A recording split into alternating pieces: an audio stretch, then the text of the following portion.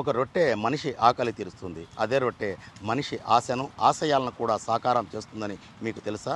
నమ్మకమే మతంగా భారతావనిలోనే పెద్ద ఘట్టంగా వేలాది మంది లక్షలాది మంది ఈ మహాసంగమానికి భారీగా తరలి వస్తున్నారు. చారిత్రక 5 రోజుల రొట్టెల పండుగకు నెల్లూరు సమీపంలోని స్వర్ణాల చెరువు వేదికగా మారింది. ఈ చెరువు వద్దకు దేశం నుంచే కాకుండా అనేక దేశాల నుంచి కూడా యాత్రికులు తామర తంపరగా తరలి వస్తున్నారు. ఈ ఘట్టం శుక్రవారం ఉదయం ప్రారంభమైంది. మొహరం పర్వదినం నేపథ్యంలో ఈ కార్యక్రమం ప్రతి సంవత్సరం ఇక్కడ నిర్వహించడం ఒక ఆనవాయితీగా ఆచారంగా భావిస్తున్నారు. అసలు రొట్టెకు ఒక పండగ ఏమిటి? ఆ పండుగ కోసం ఇన్ని లక్షల మంది తరలి రావడం ఏంటి? అసలు స్వర్ణాల చెరువు దీనికి వేదికగా మారడం వెనక ఉన్న చారిత్రక నేపథ్యం ఏమిటో ఓసారి మనం పరిశీలిద్దాం. స్కిప్ చేయకుండా ఈ వీడియోను చూడండి. నెల్లూరు స్వర్ణాల చెరువు వద్ద MP Magunta Srinivasulu Reddy, Waqf board chairman Aziz, mayor Sujatha, deputy mayor Roop Kumar Yadav, SP Ajitha Vejandla, collector Himanshu Shukla, commissioner Nandan, TDP అధికార ప్రతినిధి కోటంరెడ్డి గిరిధర్ రెడ్డి దర్గా చైర్మన్ మునీర్తో కలిసి పరిశీలించారు. అనంతరం భద్రతా ఏర్పాట్లను అధికార యంత్రాంగంతో కలిసి మంత్రి నారాయణ ఇక్కడ ఏర్పాట్లను పరిశీలించడంతో పాటు సమీక్షించాడు. స్వర్ణాల చెరువులో బోట్ షికారు కూడా చేసిన మంత్రి నారాయణ అధికారులు ఇక్కడి భద్రతా ఏర్పాట్లపై ప్రత్యేకంగా సమీక్షించారు. అసలు నెల్లూరు వద్ద రొట్టెల పండగ ఏమిటి, ఈ రొట్టెల పండగ వెనుక ఉన్న నేపథ్యం ఏమిటి అనేది ఒకసారి మనం పరిశీలిద్దాం. నెల్లూరు రొట్టెల పండగ ఇక్కడ రొట్టెలు మార్చుకునే వినూత్న సాంప్రదాయం ఎక్కడ, ఎప్పుడు, ఎందుకు మొదలైంది? దీని వెనక ఉన్న అసలైన చారిత్రక రక్తాక్షరాల నేపథ్యం ఏమిటి? ఈ పండుగకు సంబంధించి పూర్తి విజ్ఞానాన్ని, సమగ్ర చరిత్రను ఇప్పుడు మనం తెలుసుకునే ప్రయత్నం చేద్దాం. రొట్టెల పండుగ ఎందుకు నిర్వహిస్తారు, ఎక్కడ నిర్వహిస్తారు అనేది మనం ఒకసారి పరిశీలిస్తే, ఆంధ్రప్రదేశ్లోని చారిత్రక నగరమైన నెల్లూరులోని దర్గామిట్ట ప్రాంతంలో ఉన్న బారా షహీద్ దర్గా వేదికగా ఈ ఉత్సవం ప్రారంభమైంది. ఈ దర్గాకు ఆనుకునే ప్రసిద్ధ స్వర్ణాల చెరువు ఉంటుంది. ఏటా మొహరం మాసంలో అంటే ఇస్లామిక్ క్యాలెండర్ ప్రకారం 5 రోజుల పాటు ఈ పండుగ అత్యంత వైభవంగా సాగుతుంది. స్వర్ణాల చెరువులో రొట్టెను పట్టుకున్న మంత్రి నారాయణ దర్గాలో బారా షహీద్ సమాధులను దర్శించి ప్రత్యేక ప్రార్థనలు కూడా నిర్వహించారు. ఆయన ఏమన్నారంటే, రొట్టెల పండుగను 2014-19లో రాష్ట్ర పండుగగా ముఖ్యమంత్రి నారా చంద్రబాబు ప్రకటించారు. 412 సంవత్సరాల చరిత్ర ఉన్న బారా షహీద్ దర్గాలో ప్రతి ఏటా భక్తులు పెరుగుతున్నారని కూడా ఆయన చెప్పారు. నెల్లూరు టౌన్ వాళ్ళే కాదు, నెల్లూరు జిల్లా వాళ్ళే కాదు, ఈ రాష్ట్రంలో ఉండే ప్రజలే కాదు, పక్క రాష్ట్రాల వాళ్ళే కాదు, ఇతర దేశాల నుంచి కూడా వస్తున్నారు. అంటే నమ్మకం. ఒక రొట్టె, అనేకమైన రొట్టెలు ఇక్కడ పడతారు. సౌభాగ్య రొట్టెని, సంతాన రొట్టెని, విద్యా రొట్టెని, ఉద్యోగ రొట్టెని, వ్యాపార వృద్ధి రొట్టెని, ఆరోగ్య రొట్టెని, గృహ రొట్టెని, ఐశ్వర్య రొట్టెని, వ్యవసాయ రొట్టెని, రాజకీయ రొట్టెని, సుఖశాంతి రొట్టెని, ఇట్లా అనేకమైన రొట్టెలు అక్కడ వదులుతుంటారు. దాన్ని మరొకరు స్వీకరిస్తారు. వాళ్ళ కోరిక తీరితే మళ్ళీ నెక్స్ట్ ఇయర్ చదువుతారు. ఎవ్రీ ఇయర్ ఈ యొక్క ఇక్కడ భక్తుల సంఖ్య పెరుగుతుందంటే కారణం ఏంటంటే వాళ్ళు అనుకునే నెరవేరుతుంది. అంత నమ్మకమైన దర్గా ఈ బారా షాహీద్ దర్గా రొట్టెల పండుగ. దీనికి అన్ని విధాల ఈరోజు ఏర్పాట్లు చేశారు. చారిత్రక నేపథ్యం ఏమిటి? బారా షహీద్ రక్తాక్షరాల వెనుక ఉన్న చారిత్రక నేపథ్యం ఏమిటనేది మనం ఒకసారి పరిశీలిస్తే, ఈ పండుగ పుట్టుక వెనుక సుమారు 18వ శతాబ్దానికి చెందిన ఒక భీకర యుద్ధం చరిత్ర ఉంది. ఆ కాలంలో ఇస్లాం మత ప్రచారం కోసం సౌదీ అరేబియా నుంచి కొంతమంది యోధులు భారతదేశానికి వచ్చారు. వారు తిరుచి, కర్ణాటక మీదుగా ప్రయాణిస్తూ నెల్లూరు ప్రాంతానికి చేరుకున్నారు. వారు ఇక్కడి స్థానిక ప్రజలతో ఎంతో శాంతియుతంగా, సామరస్యంగా జీవించేవారంట. అయితే ఆ సమయంలో మతం, ప్రాంతీయ ఆధిపత్యం కోసం శత్రు మూకలతో ఒక ఘోరమైన యుద్ధం జరిగిందనేది చారిత్రక నేపథ్యం. ఈ యుద్ధంలో 12 మంది ముస్లిం వీరులు శత్రువులకు ఎదురొడ్డి వీరోచితంగా పోరాడారు. ఈ పోరాటంలో నెల్లూరుకు సమీపంలోని కోవూరు తీరంలో ఆ 12 మంది వీరుల తలలు తెగిపడ్డాయి. అయితే వారి ప్రాణం పోయినా వారి గుర్రాలు ఆ 12 మంది అమరుల మొండాలను మోసుకుంటూ నెల్లూరులోని స్వర్ణాల చెరువు వద్దకు వచ్చి ఆ గుర్రాలు ఆగిపోయాయట. అక్కడే ఆ వీరుల శరీరాలను ఖననం చేశారు. ఉర్దూలో బారా అంటే 12, షహీద్ అంటే అమరులు. ఆ 12 మంది వీరుల త్యాగానికి ప్రతీకగా నిర్మించినదే ఈ బారా షహీద్ దర్గా. అసలు ఇక్కడ ఈ ఉత్సవానికి నాంది పలికింది ఎవరు?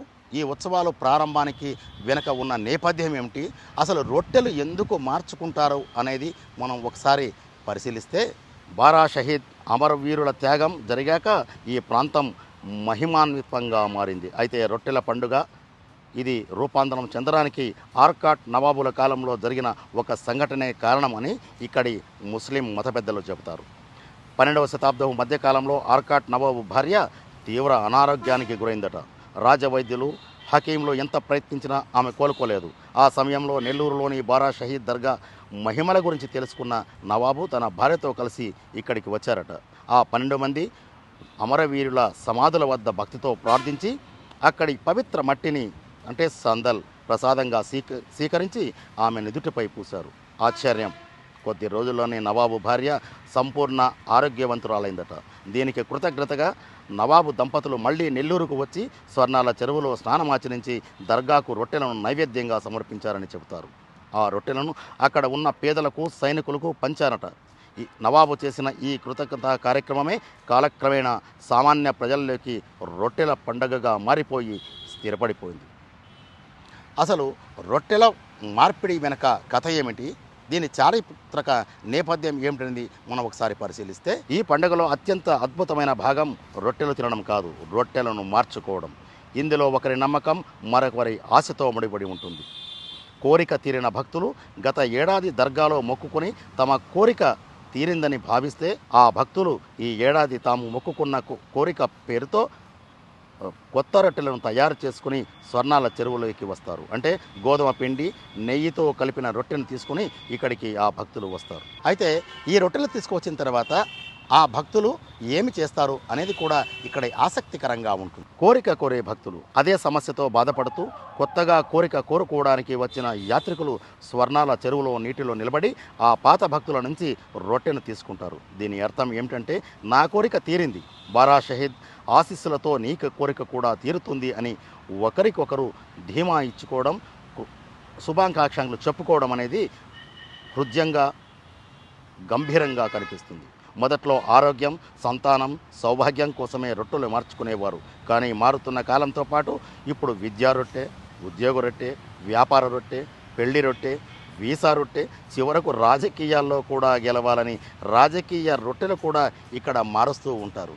ఈ కార్యక్రమాలను కులమతాలకు అతీతంగా నెల్లూరు జిల్లాలోని అన్ని పార్టీల నాయకులు, అధికారంలో ఉన్నవారు, ప్రతిపక్షంలో ఉన్నవారు ఏకమై సమైక్యంగా ఈ ఉత్సవ నిర్వహణకు తోడ్పాటు అందించడమే ఇక్కడ ప్రత్యేకత కూడా. ఇదిలా ఉంటే స్వర్ణాల చెరువులో నీటి భద్రతపై ప్రత్యేక దృష్టి పెట్టామని మంత్రి నారాయణ చెప్పారు.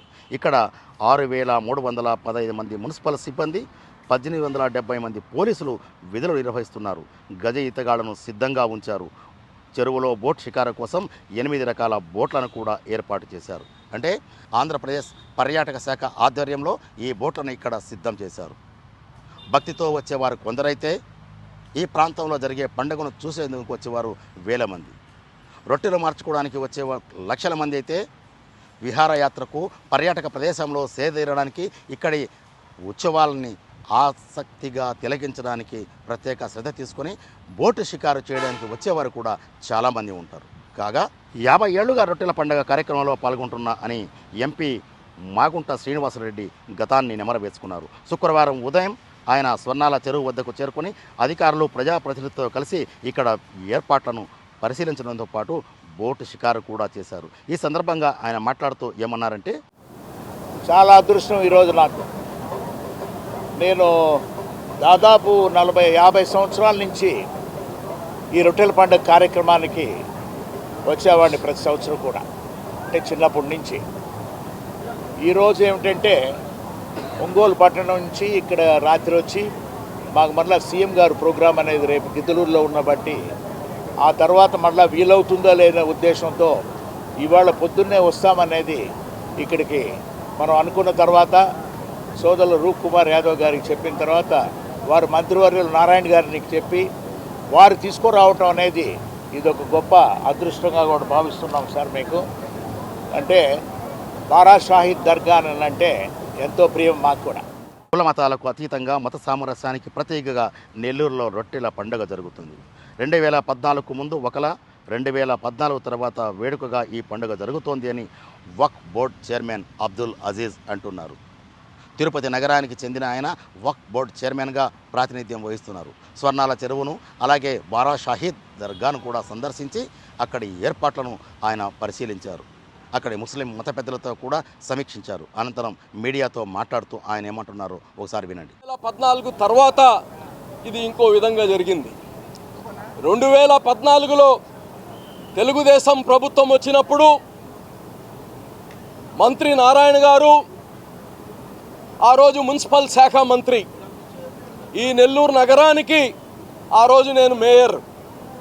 ఈ రొట్టెల పండక్కి మేము వచ్చి చూసినప్పుడు ఇక్కడ ఏదైతే స్వర్ణాల చెరువు ఉందో దాంట్లో అంబులెన్స్లు, లారీలు, బస్సులు కడుక్కుంటూనే ఉన్నాయి. దాంట్లోనే మలమూత్రాలు, అదే నెత్తిన నీళ్లు చల్లుకునేది. కానీ ఇది కరెక్ట్ కాదు. ఒక శాంక్టిటీ ఉండాలి.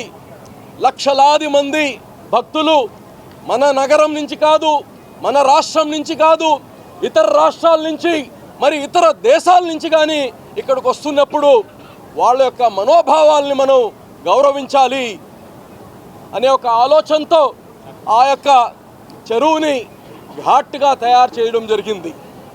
ఆ రోజు మంత్రి గారిని కొన్ని నిధులు అడగంగానే ఆయన శాంక్షన్ చేయడం, ఒక పోర్షన్ ఆఫ్ ది ఘాట్ చేశాం.